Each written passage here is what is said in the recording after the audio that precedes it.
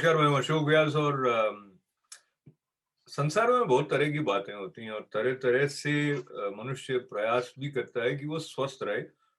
चिकित्सा पद्धतियों में आपस में तालमेल हो ताकि रोगी रोग मुक्त हो। उसकी बजाय कभी-कभी ऐसा हो जाता है कि चिकित्सा पद्धतियों का प्रतिनिधित्व मुख्य रूप से करने वालों में ही कुछ इस तरह के विवाद उठ खड़े होते हैं, जिनको लेकर जो एक संशय वाली स्थिति है वो और अधिक बढ़ जाती है। कुछ ऐसा ही इन दिनों हमें देखने में आया जब बाबा रामदेव जी ने एक वक्तव्य दिया, उसकी तरफ हम बाद में आएँगे, पर पहले जो हमारी पारंपरिक चिकित्सा पद्धतियाँ हैं, जब इम्यून सिस्टम को बढ़ाने की बात आई, तो किस तरह से उनकी तरफ सबका ध्यान दे गया था। और कोविड के संदर्भ को लेते हुए मेरे साथ जब जयपुर से कल्चरल एक्सपर्ट और आयुर्वेद और अन्य जो वैकल्पिक चिकित्सा की पद्धतियां हैं, उनमें विशेष उनका ज्ञान भी है और पीएचडी भी आपने इस प्रकार के विषय में की है, डॉक्टर गोविंद पारिक जुड़ रहे हैं। गोविंद जी नमस्ते, स्वागत है आपका। नमस्कार अशोक जी, धन्यवाद। तो ऐसा करते हैं हम, जो अभी कंट्रोवर्सी हुई है इससे पहले चलते हैं। और जब कोविड आया तो पहले तो पता नहीं था कि ये क्या तो बीमारी है और वैक्सीन भी नहीं था। आज जब हम बात कर रहे हैं तो हमारी सोच अलग है और अमेरिका लगभग ऐसा महसूस करने लगा है कि हम बिना मास्क के घूम सकते हैं। हालांकि भारत में अभी सेकंड वेव के कारण स्थितियां एकदम अलग हैं और जयपुर से आप बात कर रहे हैं, वहां भी लॉकडाउन है जो जून 8 तक बढ़ा दिया गया है। तो आप अपनी स्मृतियों में वहां पहुंचे जब सभी लोग सोच रहे थे कैसे हम बचे रहेंगे, और तब भारत में केंद्रीय सरकार ने भी ये माना था कुछ जो हमारी उपचार हैं जिनके बारे में आप अभी बताएंगे वो महत्वपूर्ण है। उस संदर्भ को लेते हुए जो देसी या एलोपैथी इनके बीच में उस समय जो एक तालमेल बन रहा था कि ये भी ले लो, वो काढ़ा भी काढ़ा भी ले लो, वो दिन याद करके बताएं कि कोरोना के बाहर और चिकित्सा पद्धति। अशोक जी, बहुत अच्छा सवाल आपने किया है और बहुत अच्छा विषय भी चुना है जो बहुत सामयिक भी है। और अगर हम भारतीय सांस्कृतिक परिवेश और भारतीय वैकल्पिक चिकित्सा पद्धतियों और स्वदेशी चिकित्सा पद्धतियों की दृष्टि से देखते हैं तो बहुत महत्वपूर्ण भी है।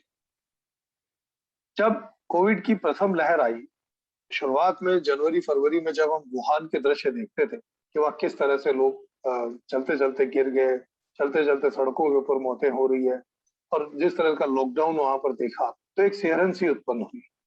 और फिर वो लॉकडाउन जो हमने वुहान की शुरुआत में देखा, वो बाद में हमने यूरोपीय देशों में देखा, अमेरिका में देखा, और फिर वैसी परिस्थितियां, और फिर भारत में भी देखा।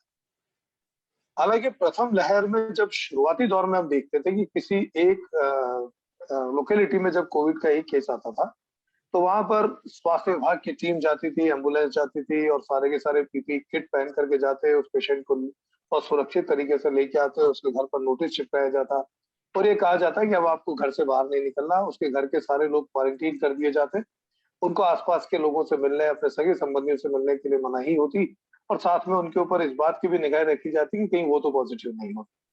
तो एक-एक केस को पहले ट्रेस किया जाता था, फिर उसकी ट्रैकिंग की जाती थी।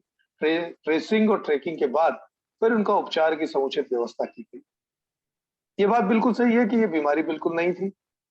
हमारे डॉक्टर्स के पास भी शुरुआती दौर में इसका बहुत महत्वपूर्ण जानकारी इस बीमारी के निदान के बारे में नहीं थी।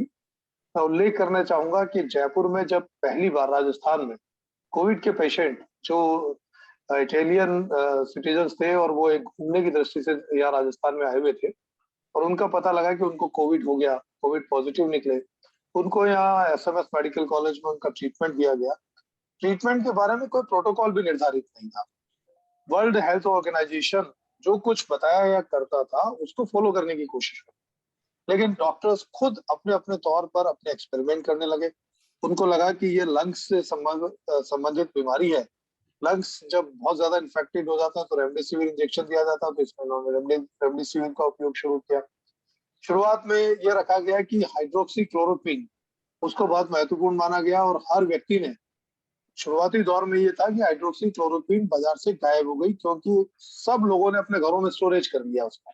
कि पता नहीं कब इसकी किल्लत हो जाए, और जबरदस्त तरीके से हाइड्रोक्सीक्लोरोक्विन लोगों ने जाने अनजाने में ले भी ली। अच्छा, जिनको कोविड मैं नहीं हुआ उन्होंने भी ले ली। गोविंद जी, मैं आपको थोड़ा-सा इंटरप्ट कर रहा हूँ, ये बात आपके साथ याद करने के लिए कि अमेरिका की तरफ से अमेरिका के राष्ट्रपति ट्रम्प जो हैं, जो उस वक़्त थे डोनाल्ड जी ट्रम्प, उन्होंने भारत के प्रधानमंत्री नरेंद्र मोदी से बात करके और विशेष रूप से इस प्रकार का अनुरोध किया कि ये जो दवाई है वो भारत उनके लिए रिलीज़ करे, क्योंकि भारत ने उस पर निर्यात पे प्रतिबंध लगा रखा था। फिर भारत ने वो बड़ी संख्या में ये दवाई यहाँ हाइड्रो, पूरा नाम एक बार फिर से बोलें? हाइड्रोक्सीक्लोरोक्विन।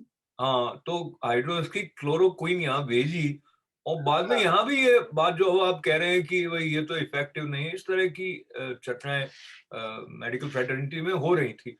बहरहाल हम जहाँ से बात कर रहे हैं वहाँ ये है कि एक अनुसंधान चल रहा है, एक प्रयोग चल रहा है कि किस तरह से ये जो चुनौती स्वास्थ्य पर आ गई है, हम इससे बाहर आ सकते हैं।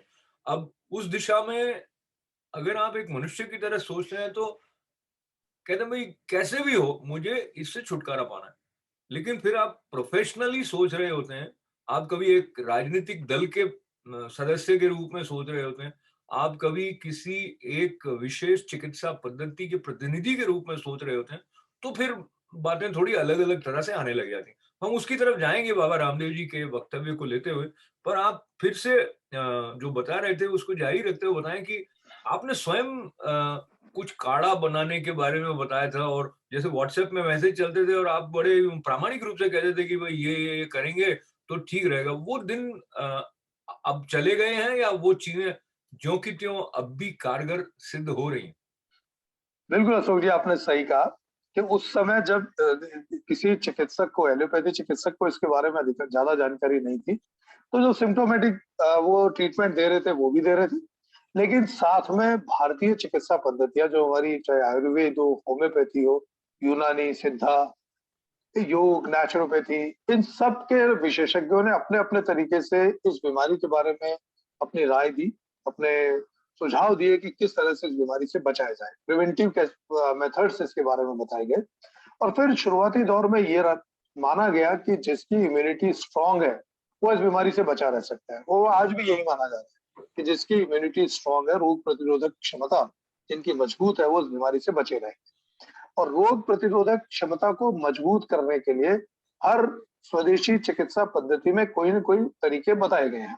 तो मैं उल्लेख करना चाहूँगा, जैसे आयुर्वेद की अगर बात करें, तो उसमें तुलसी, गिलोय, अश्वगंधा और ऐसी बहुत सारी जड़ी-बूटियों का विवरण आता है, जो अपनी मनुष्य अगर उनका सेवन करता है, तो उसकी इम्यूनिटी स्ट्रॉन्ग होती है, मजबूत होती है, और वो शरीर पर होने वाले आक्रमणों, जो हमारी रोग पैदा करने वाले जीवाणु, विषाणु हैं, उनसे शरीर को बचाने में सक्षम होती है।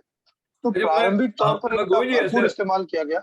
जी, मैं क्षमा चाहते हुए ऐसे आपके साथ इस पर चिंतन कर रहा हूँ।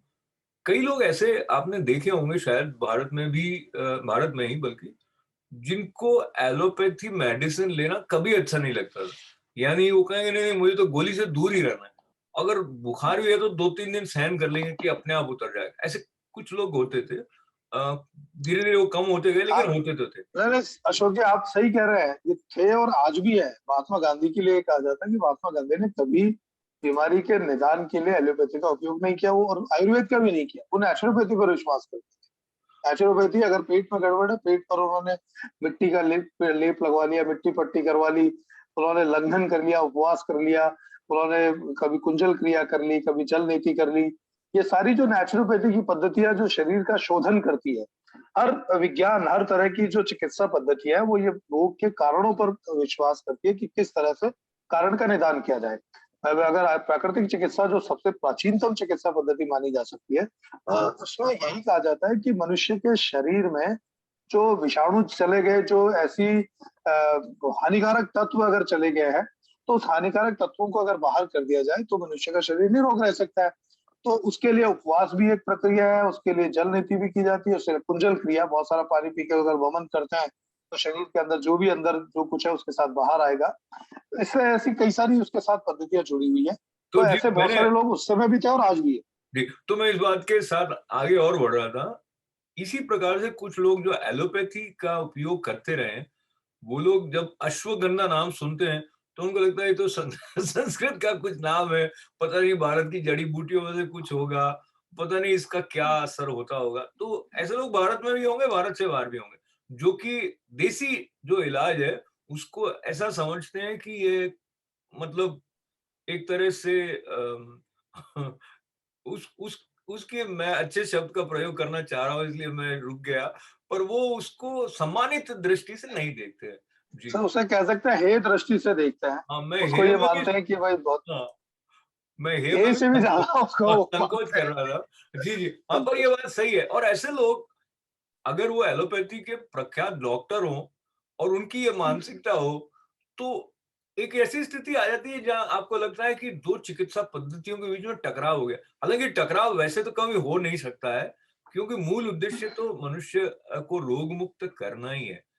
किंतु अब हम अभी की संदर्भ पर आएँगे उससे पहले फिर जो भारतीय सांस्कृतिक मूल्य हैं, उनको लेके आपने भी जब हमने चर्चा की तो बताया देखो अब सब लोग नमस्ते पे महत्व दे रहे हैं, क्योंकि सोशल डिस्टेंसिंग है हाथ भी मत मिलाओ, है ना? तो उस संदर्भ को लेते हुए और ये वाला जो एक भाव आया था भई जो हमारी भारतीय पद्धति की चिकित्सा में दवाइयाँ हैं वो असरकारक हैं क्योंकि इम्यून सिस्टम तो निश्चित रूप से जीवन शैली के साथ जुड़ा है, आप क्या खान-पान है उसके साथ जुड़ा है। तो तब तक जब ये बातें चल रही थी और एक नया-नया दौर था, मैं कोविड-19 के बारे में ही चर्चा कर रहा हूँ अभी मुख्य रूप से, तो कहीं ऐसा नहीं लग रहा था कि भई क्योंकि एलोपैथी के पास भी वैक्सीन भी नहीं थी, तो कोई ऐसा घमंड भी नहीं था कहने का कि भई देखो हमारे पास ये है कि हम ये इस तरह का एक कवच पहना सकते हैं आपको, जो रोग मुक्त रखेगा।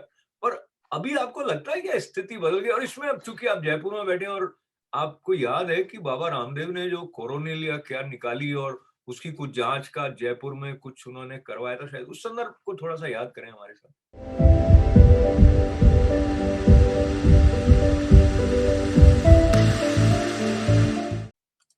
अशोक जी, मैं पहले वो पहले वाली बात को और पूरा करते हुए फिर इस बात पर भी आता हूँ। बिल्कुल, ये बात सही है कि अलग-अलग पद्धतियाँ अलग-अलग, नेचुरोपैथी उन्होंने अपने नेचुरोपैथी तरीके से करे। मैं उल्लेख करना चाहूँगा राजस्थान के मुख्यमंत्री के प्रमुख शासन सचिव एक सीनियर ब्यूरोक्रेट है, कुलदीप रांका।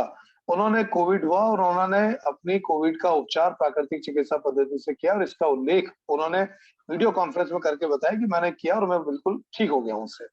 ऐसे ही आयुर्वेद का बहुत सारे लोगों ने अपनाया। आयुर्वेद तुलसी, गिलोय, अश्वगंधा जैसी जड़ी-बूटियाँ नियमित रूप से ली, मैं भी उनमें से एक शामिल हूँ। तो नियमित रूप से आयुर्वेद के काढ़े का उपयोग किया और हमें लगा कि हमारी इम्यूनिटी स्ट्रॉन्ग है और सौभाग्य से आज तक कोरोना से बचे रहे। कुछ लोग ऐसे थे जिन्होंने होम्योपैथी ली।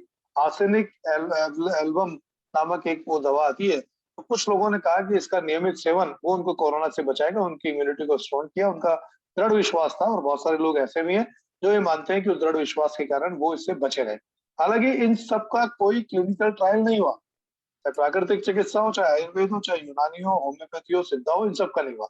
लेकिन फिर भी इनका क्योंकि परंपरागत रूप से नियमित रूप से चलती आ रही है और आज भी चल रही है, तो लोगों का दृढ़ विश्वास है। घरों में जो घरेलू इलायची या अपने घर लौंग है, काली मिर्च है, इलायची है, इन सब का इस्तेमाल करके अदरक, बहुत ज़्यादा इस्तेमाल हुई अदरक और बहुत सारे लोगों को एजिथ्रोमाइसिन लेने की ज़रूरत नहीं पड़ी। अदरक से उन्होंने अपना उपचार भी किया और उनका गला भी ठीक हुआ, थ्रोट इन्फेक्शन भी ठीक हुआ। तो ऐसी सारी चीज़ों का इस्तेमाल हुआ। लेकिन मैं उल्लेख करना चाहूँगा, एक और बात आपने की, कई सारे लोग इसका अंतर्विरोध की बात करते हैं, कलह की बात करते हैं जो इस समय चरम पर पहुँची हुई है। लेकिन वहीं दूसरी ओर कई विख्यात चिकित्सक, खासतौर पर मैं उल्लेख करना चाहूँगा कि जाने-माने कार्डियोलॉजिस्ट डॉक्टर नरेश त्रेहन, जो एक दुनिया के जाने-माना नाम है कार्डियोलॉजी में, जिनका यह मेदांता नामक हॉस्पिटल है गुड़गाँव में, बहुत बड़ा हॉस्पिटल है और भारत के श्रेष्ठ अस्पतालों में से जिसको माना जाता है। डॉक्टर नरेश त्रेहन योग और प्राणायाम और साथ में ये प्राकृतिक चिकित्सा की इन सब चीज़ों को जोड़ कर के ट्रीटमेंट की आवश्यकता प्रतिपादित करते हैं। एक और जयपुर के एक बहुत विख्यात डॉक्टर है doctor Panagariya. Doctor Panagariya medical college के प्रिंसिपल रहे हुए हैं, ये मेडिकल यूनिवर्सिटी के वाइस चांसलर रहे हुए हैं।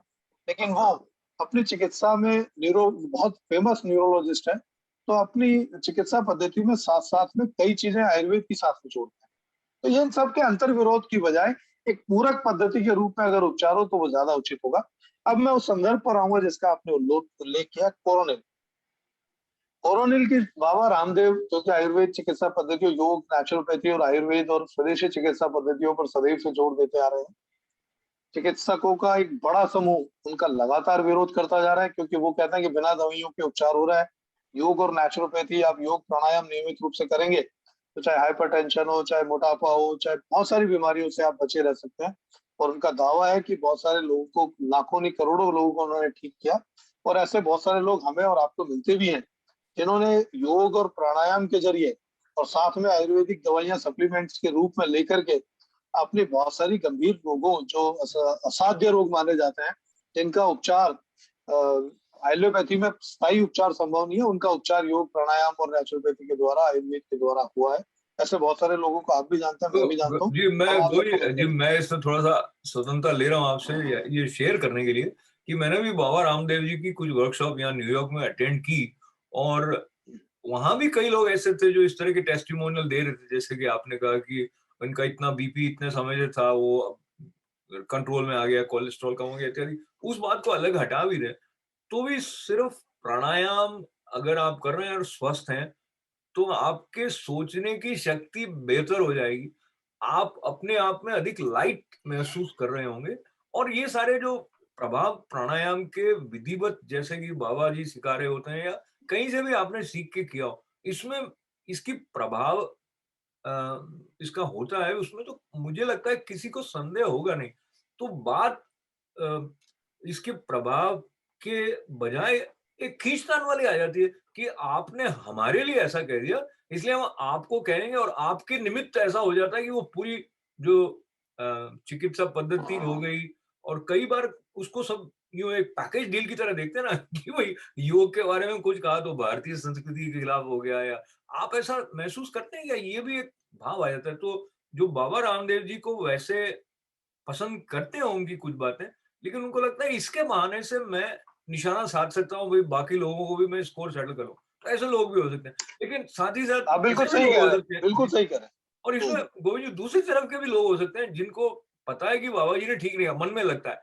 लेकिन उनको लगता है चूँकि बाबा जी इस ग्रुप के हैं, तो इनके खिलाफ मुझे कुछ बोलना नहीं। तो इसमें क्या होता है जो कहते हैं कि भई कैज़ुअलिटी तो सत्य की हो जाती है। वो नहीं हो इसके लिए क्या कर सकते हैं? अगर आप सहमत हो तो इसके बारे में? अशोक जी, बात यह है कि एक तथ्य तो ये है कि योग, प्राणायाम, आयुर्वेद, स्वदेशी चिकित्सा पद्धतियों का महत्व है। लेकिन दूसरा सत्य ये भी है कि जब आकस्मिक परिस्थितियाँ होती है, सर्जरी है या जो जब जीवन मृत्यु का एक अंतिम ऐसा दौर आ जाता है कि जब हमें जीवन रक्षक औषधियों के इस्तेमाल की ज़रूरत पड़ती है, तो एलोपैथी का उस परिस्थिति में कोई विकल्प नहीं है। और इस बात को बाबा रामदेव भी स्वीकार करते हैं। कोरोनिल का मैं आपसे बात शुरू करना चाहूँगा आपके सवाल के जवाब में।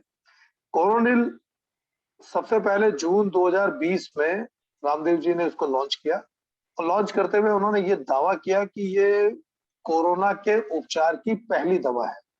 बाबा रामदेव की एक लिमिटेशन, एक सीमा या उनका एक कमी जिसे कह सकते हैं, वो ये हो सकती है कि कई बार उनके दावे ज़रूरत से ज़्यादा मजबूत कर देते हैं, जिसकी ज़रूरत नहीं है।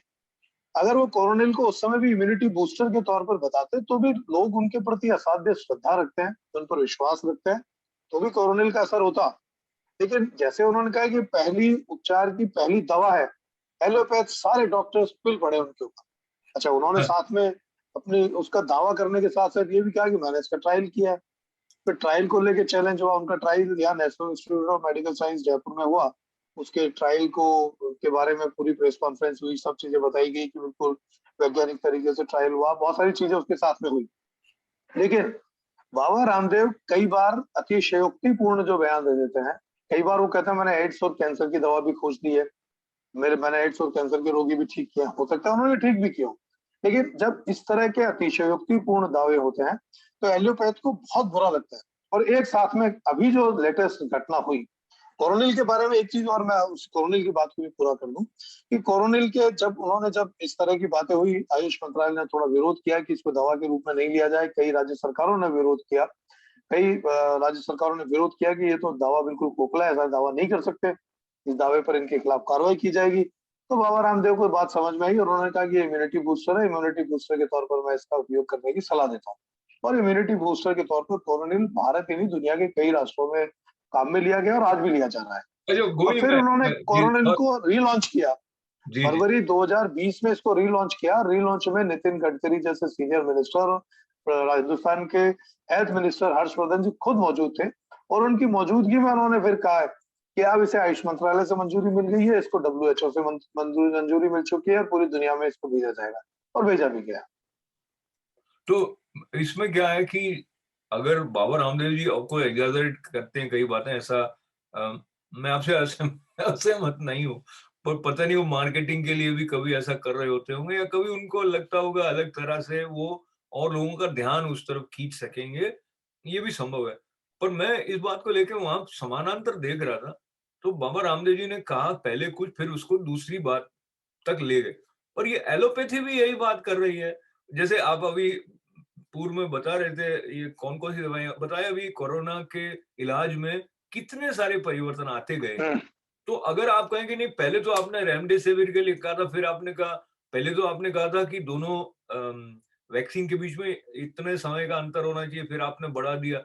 उसको लेके कोई बंदूक लेके नहीं उनकी तरफ जाएगा ना कि भई ये तो विज्ञान है, ये तो विकसित होता रहता है। अब बाबा का दिमाग मन है या जो-जो उनको पता लग रहा है विकसित हो रहा है। मैं बहुत गंभीरता से नहीं कह रहा, मैं सिर्फ ये समानांतर देख रहा हूँ दोनों में। आप इसको हुँ। कैसे देखते हैं? अशोक जी, अभी जो मैं लेटेस्ट एक बात से इस बात को शुरुआत करना चाहूँगा कि अभी रिसेंटली उन्होंने 2 दिन पहले एक अपने जो सुबह आस्था चैनल पर उनका योग प्राणायाम सिखाते हैं और अपना उनका साथ-साथ प्रवचन भी चलता रहता है। उसमें उन्होंने एक मोबाइल मैसेज के साथ बात की शुरुआत की। उसमें उन्होंने एक मोबाइल मैसेज का उल्लेख करते हुए देखो कैसे-कैसे मैसेज आए, अपना मोबाइल उठाया और मोबाइल पर मैसेज पढ़ के सुनाया। और उस मोबाइल के मैसेज में इस तरह का उल्लेख था कि ये जो एलोपैथिक दवाइयाँ ये क्या स्टुपिडिटी है और किस तरह एक तरह से दिवालियापन है एलोपैथी का कि पहले इन्होंने हाइड्रोक्सी क्लोरोक्विन दी, बंद कर दिया। रेमडेसिविर दिया, बंद कर रहे हैं। स्टेरॉइड्स दिए खूब सारे, कह रहे हैं स्टेरॉइड से नुकसान है। एंटीबायोटिक्स दिए, मत दो, एंटीबायोटिक्स से बहुत ज़्यादा नुकसान हो रहा है, ब्लैक फंगस हो रहा है। स्टेरॉइड से ब्लैक फंगस हो रहा है। फिर इन्होंने प्लाज़्मा थेरेपी दी, प्लाज़्मा थेरेपी के बाद में इन्होंने कह दिया कि प्लाज़्मा थेरेपी से नुकसान हो रहा है, प्लाज़्मा थेरेपी बंद कर दी। आइवरमेक्टिन दी, आइवरमेक्टिन बंद कर दी। बुखार के लिए फेविफ्लू दिया, फेविफ्लू को बंद कर दिया। फिर उन्होंने ये तो मैसेज पढ़ा और मैसेज पढ़ने के बाद फिर उन्होंने एक तरह से सटायर करते हुए फिर उन्होंने इस बात का उल्लेख कर दिया कि ये कर क्या रहे हैं ये लोग?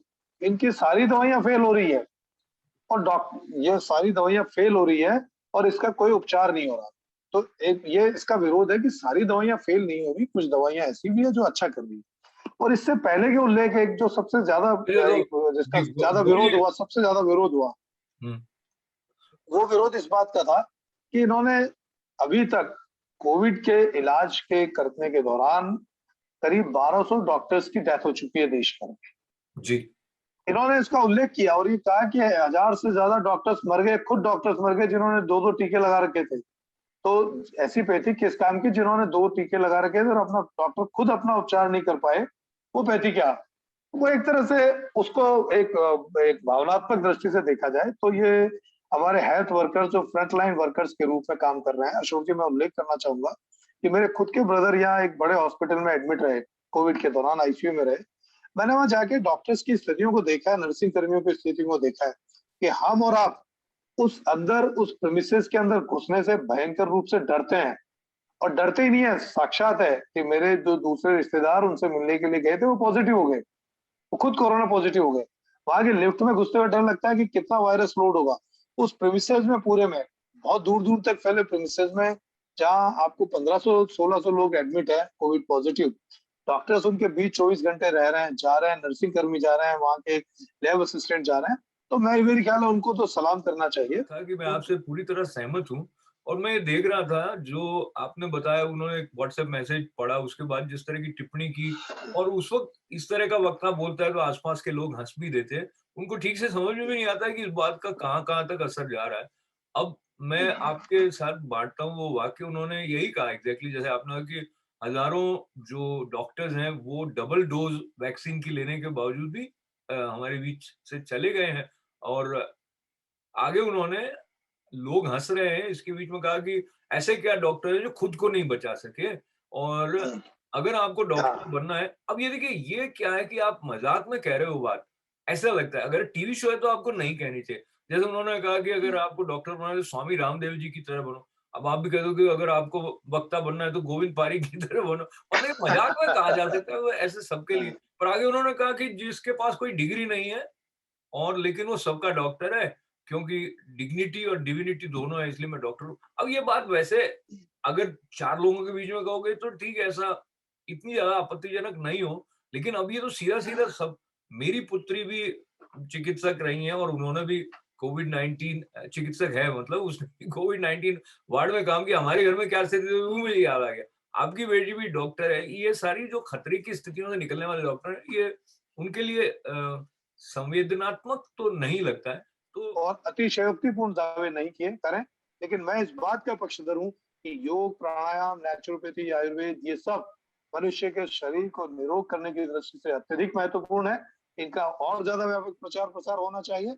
इनके बारे में लोगों की जागरूकता बढ़नी चाहिए और इनका और एलोपैथी को दोनों के बीच में प्रतिस्पर्धा की बजाय दोनों पूरक के रूप में साथ-साथ चलें। दोनों जो ज्ञान है, उसकी जो एक पवित्रता है, उसकी जो महिमा है, उसकी तरफ श्रद्धा से देखना, विनम्रता से और समन्वय से आगे बढ़ना, जैसे गोविंद जी ने भी कहा, वो आवश्यक है। बहुत ही सारगर्भित चर्चा रही गोविंद जी, आपका बहुत-बहुत धन्यवाद है।